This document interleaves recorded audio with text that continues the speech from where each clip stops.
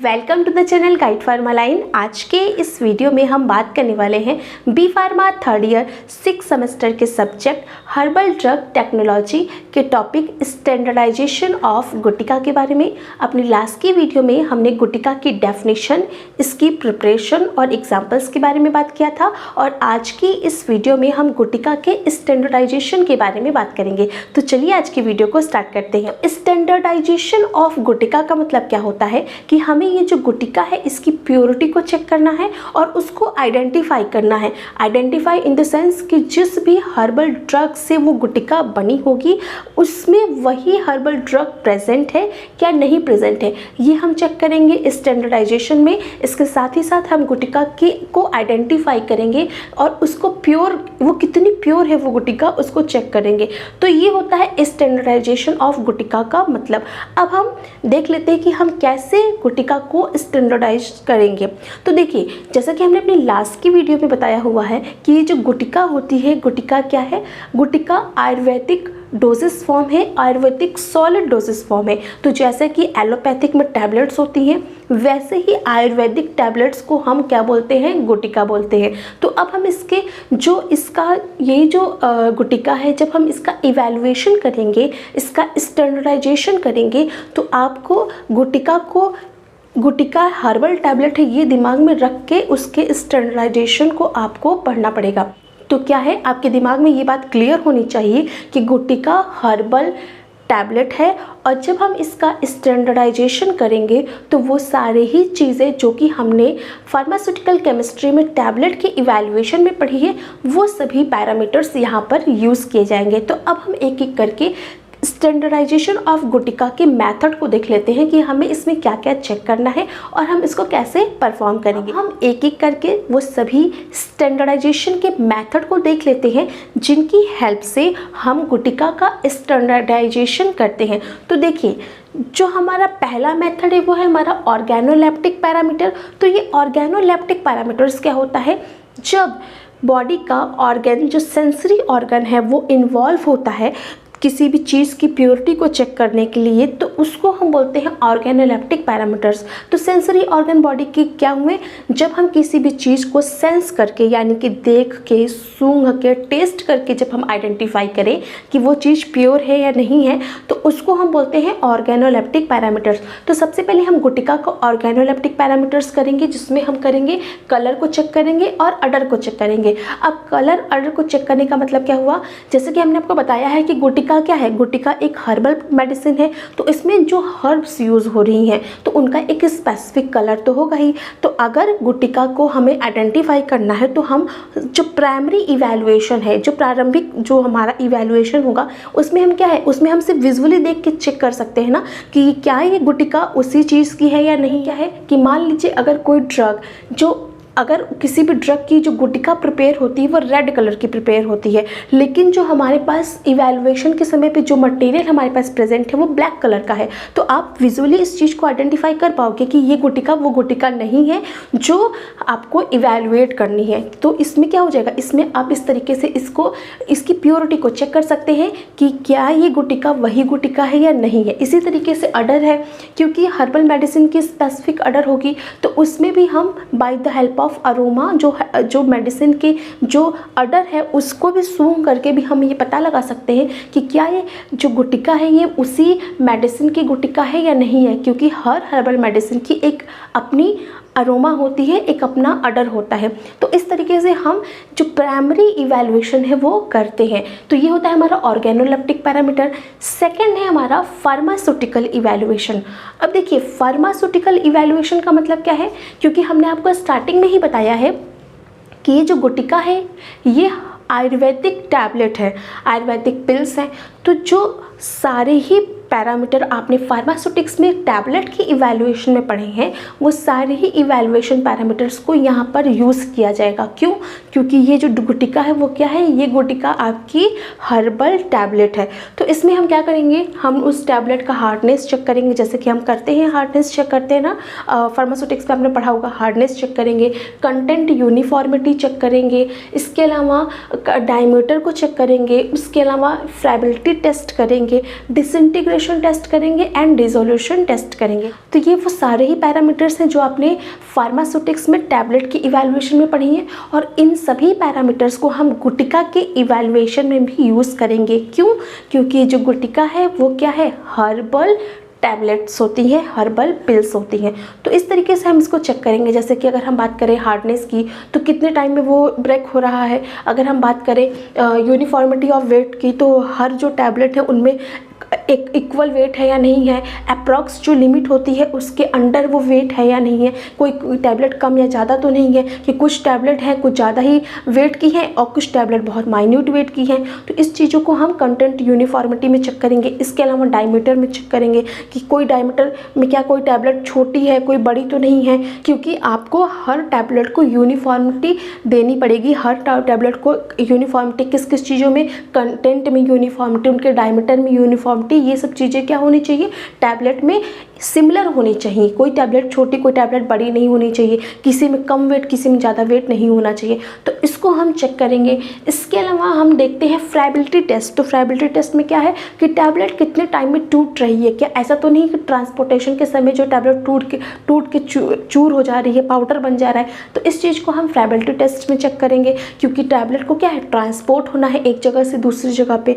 तो ये जो गुटिका है इनको हमें इनका फ्राइबिलिटी टेस्ट भी करना पड़ेगा कि ड्यूरिंग द ट्रांसपोर्टेशन ये पाउडर फॉर्म तो नहीं हो जा रही है, ये टूट तो नहीं रही है, ये भी हम चेक करेंगे। इसके अलावा डिसोल्यूशन एंड डिसइंटीग्रेशन टेस्ट कि टैबलेट जो हमने प्रिपेयर की है, जो हमने गुटिका प्रिपेयर की है, वो डिज़ोल्व हो रही है या नहीं हो रही है, डिसोल्यूट हो रही है ना या नहीं हो रही है। ये सब चीज़ें हम क्या करेंगे, हम फार्मास्यूटिकल इवैल्यूएशन में उस गुटिका का करेंगे। तो अब हमारा थर्ड मेथड क्या है, थर्ड मेथड है हमारा आइडेंटिफिकेशन। तो देखिए आइडेंटिफिकेशन का मतलब क्या होता है, क्योंकि हमने आपको पहले ही बताया है कि ये जो गुटिका होती है ये हर्बल मेडिसिन है, और ये हर्बल मेडिसिन्स को हम पाउडर फॉर्म पे कन्वर्ट करके उनकी गुटिका प्रिपेयर कर रहे हैं।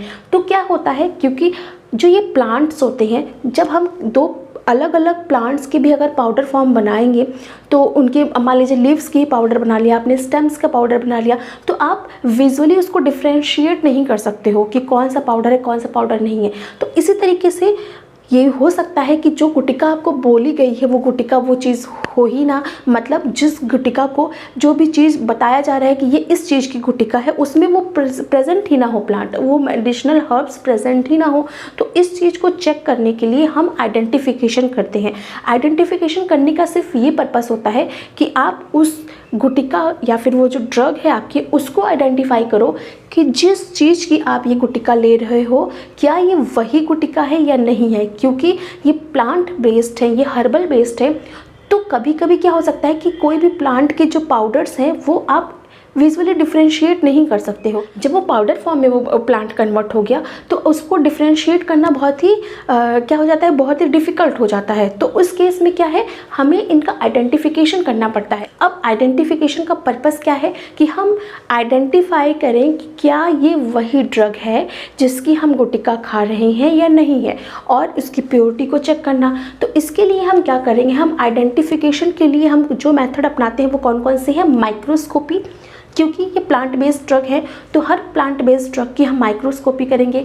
उसमें हम स्टोमेटा के नंबर्स को चेक करेंगे, कैल्शियम ऑक्सलेट के नंबर्स को चेक करेंगे। इस तरीके से हम माइक्रोस्कोपी करके उन प्लांट की एक्यूरेसी को चेक करेंगे कि हाँ ये वही प्लांट है या ये नहीं प्लांट है, और क्या ये वही प्लांट की गुटिका है या नहीं है, ये हमें माइक्रोस्कोपी से पता चल जाएगा।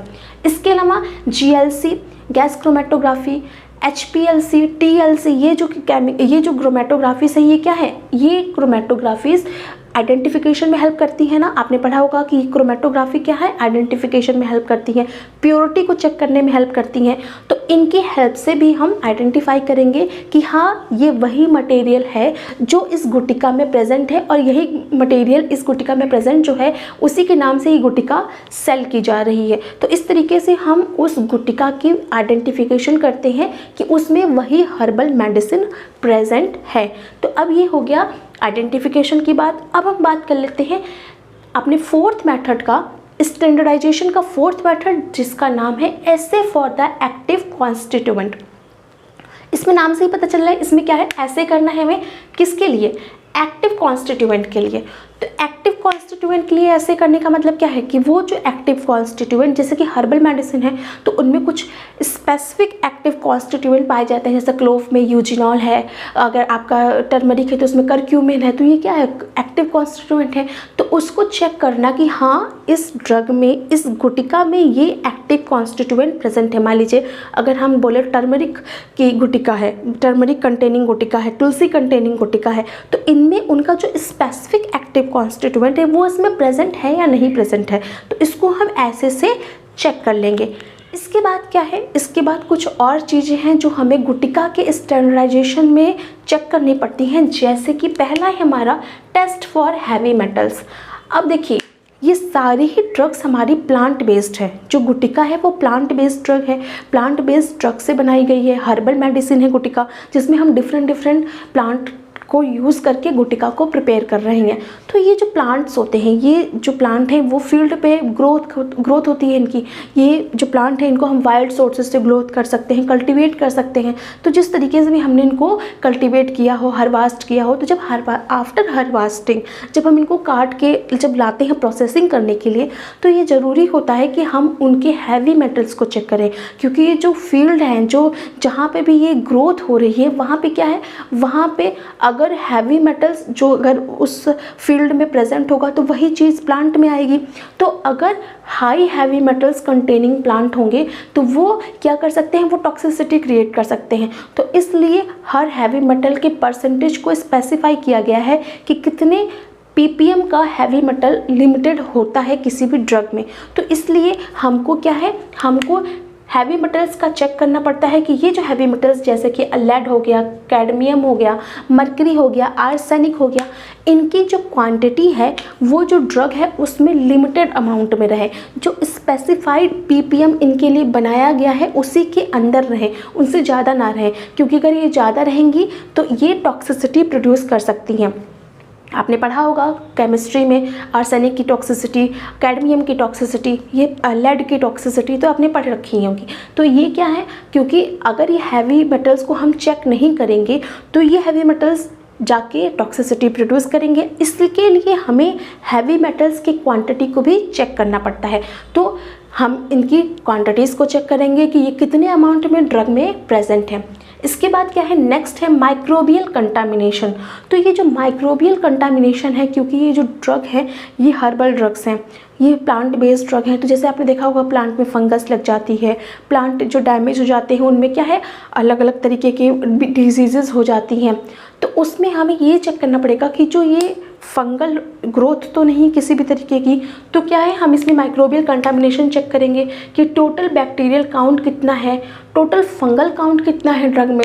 तो इसकी भी लिमिट है, इनको भी हमें चेक करना पड़ेगा कि ये जो ड्रग है इनमें कितना फंगल काउंट है, कितना बैक्टीरियल काउंट है, क्योंकि ये हार्मफुल हो जाएगा अगर हम इनको लिमिट में नहीं वो करेंगे। अगर हाई अमाउंट में होंगे तो ये हार्मफुल इफ़ेक्ट क्रिएट करेंगे। तो इसके लिए हमको इनकी क्वांटिटी को भी चेक करना पड़ेगा और ये ड्रग को भी डैमेज करेंगे, तो इसलिए इनकी लिमिट को भी हमें चेक करना पड़ेगा कि कितना इनकी क्वांटिटी है।